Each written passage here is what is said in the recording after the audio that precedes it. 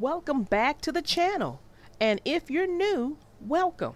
I am your little darling narrator, and on this channel, I read stories. Not just any stories, but I think I read some really great stories for the young readers.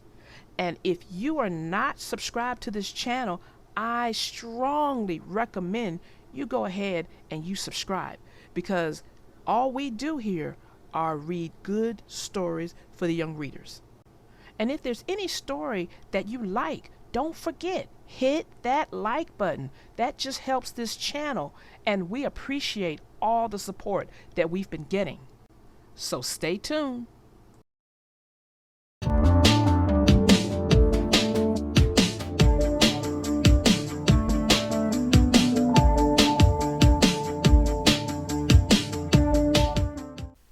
The name of this story is called The Berenstain Bears and Too Much Vacation by Stan and Jan Berenstain. Well, that's everything, said Mama Bear, as she and Sister and Brother Bear held the car trunk lid so that Papa Bear could tie it down.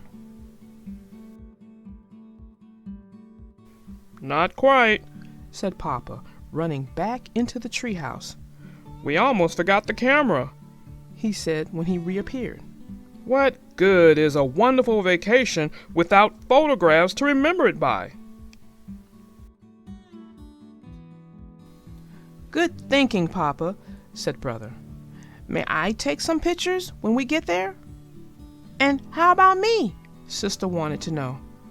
Of course you may, said Papa as they bundled into the car.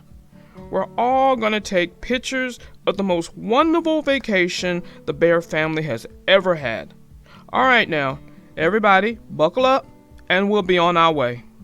4 safety belts clicked into place and they left their safe, comfortable treehouse and headed for the excitement and adventure of a vacation high up in the wilds of the Great Grizzly Mountains. It had been Papa's idea to take their vacation in the Great Grizzlies. It'll be a real wilderness experience. We'll live off the land. We're getting too soft here in the valley with our supermarkets and our conveniences. When he saw the ad in the newspaper, there was no holding him. It said, "Try a wilderness vacation, a lovely mountain cabin complete with a rowboat by a beautiful crystal lake." "Ah," said Papa, painting beautiful word pictures. "To wake with rising sun and catch our breakfast from a crystal mountain lake. To bathe in its sparkling water. To snack on delicious wild berries as we tramp the mountain trails. To gaze at the beauty of a mountain sunset, then to sleep through the peace and quiet of a mountain night, far from the noise of traffic and neighbors' barking dogs." It all sounded great to the cubs. "What kind of fish will we catch, Papa?" asked Brother. "Trout, no doubt," he answered with supreme confidence. But Mama wasn't so sure he would catch anything. So when she packed, she took along some canned goods in case the trout weren't biting, and some books and games in case of a rainy day. "I can almost taste that fresh caught trout," said Brother, as the road led even higher into the mountain forest. "And I can almost taste those yummy wild berries," said Sister. "And don't forget my terrific wilderness stew," said Papa as he turned onto an even steeper road.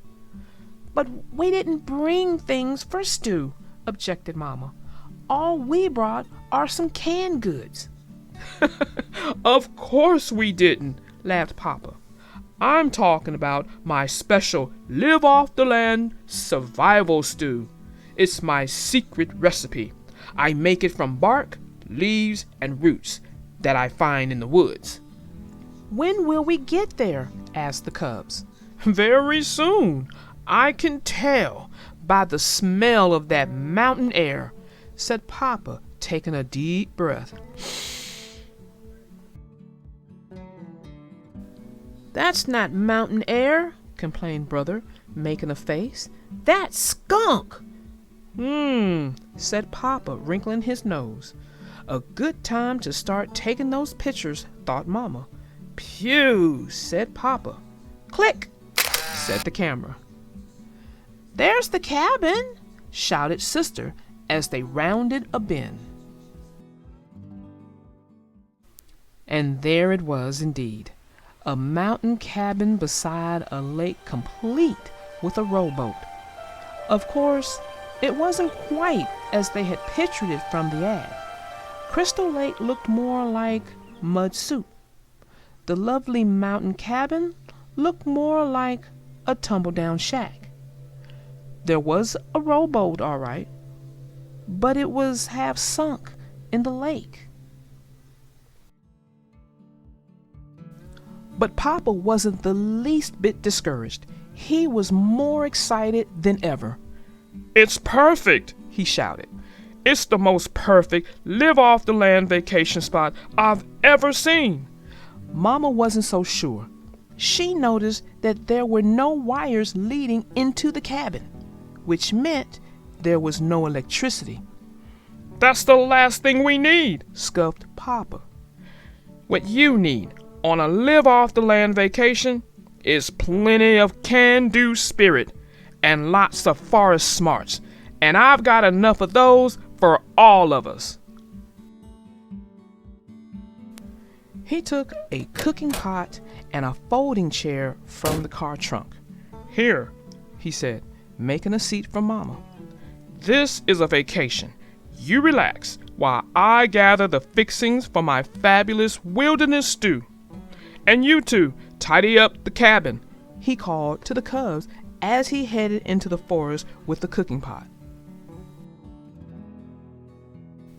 But Mama didn't expect to do much relaxing on this vacation.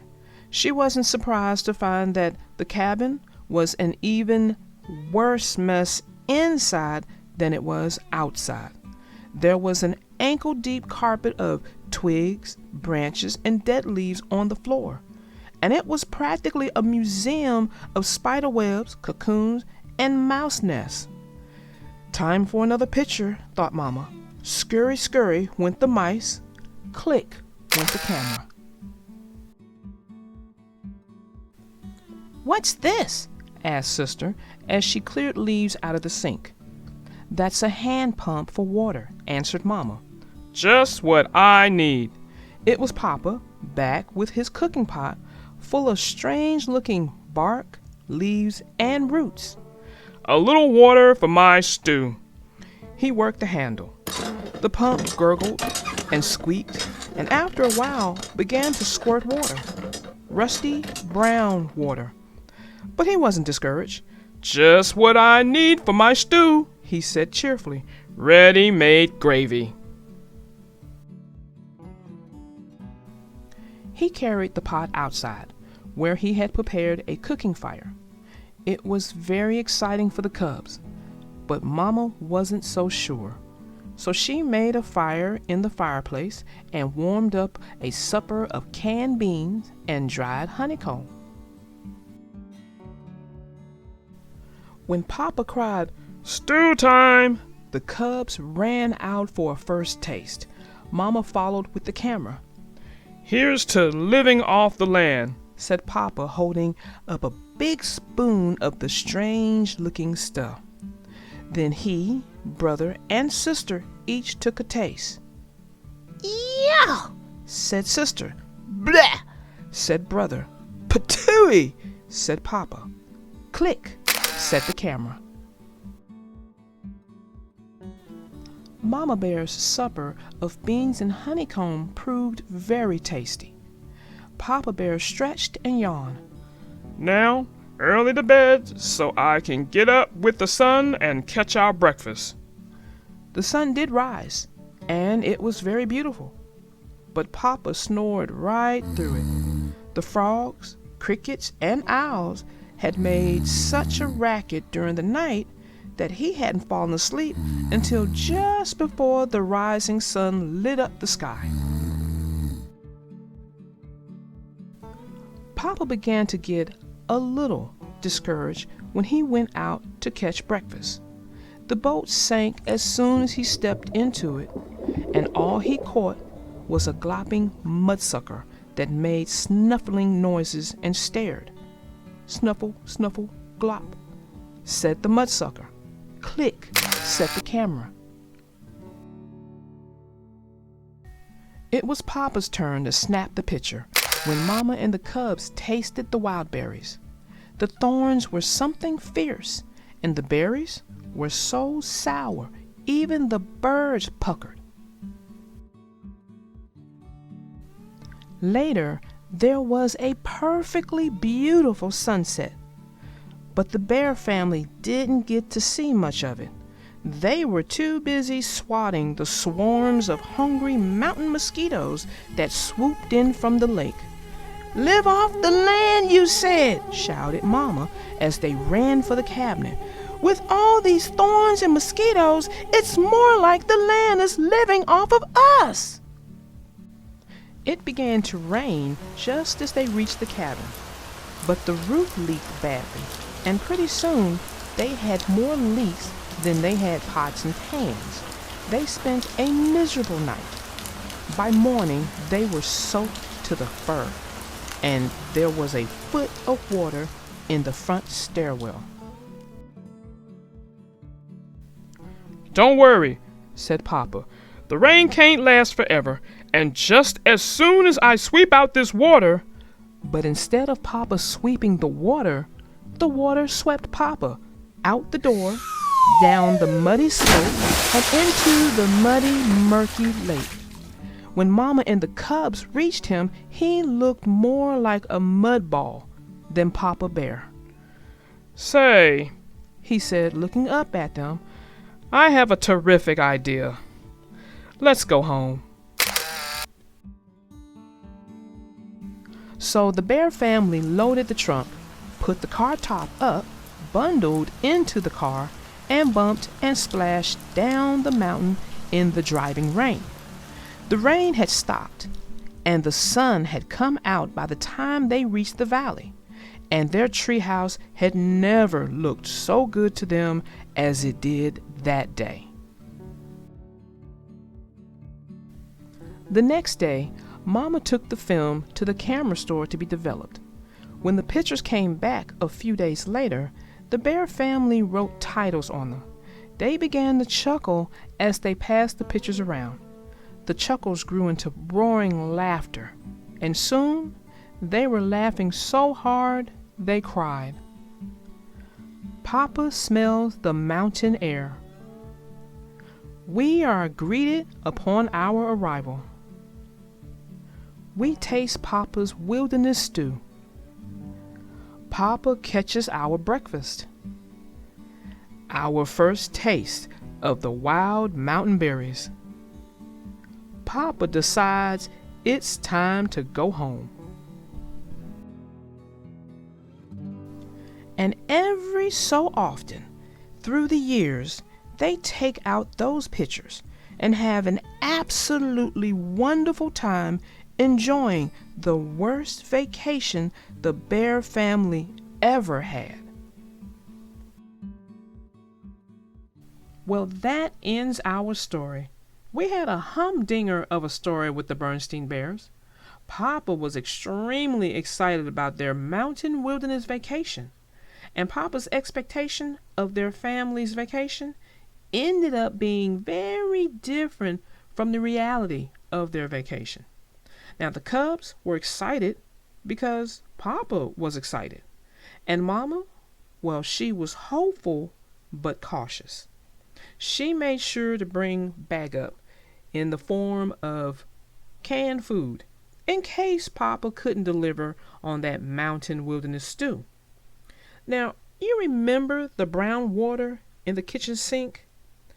and Papa coming in and saying, hey, he was going to add it to his stew and then call it gravy? Well, here's a public announcement for you. You ready? Here you go. If you come across brown water out of a sink, don't drink it. Ever. It's poison. Now, after a few more things going wrong during their vacation, Papa finally had to call it quits and decided it was time to go home. Now, the takeaway from this story is no matter how many unexpected things, and remember, I'm saying unexpected, not good or bad, just unexpected things happens, memories will always make the joy of the moment with your loved ones or family brighter as time marches on. Well, until next time, my young readers, I am your little darling narrator, out.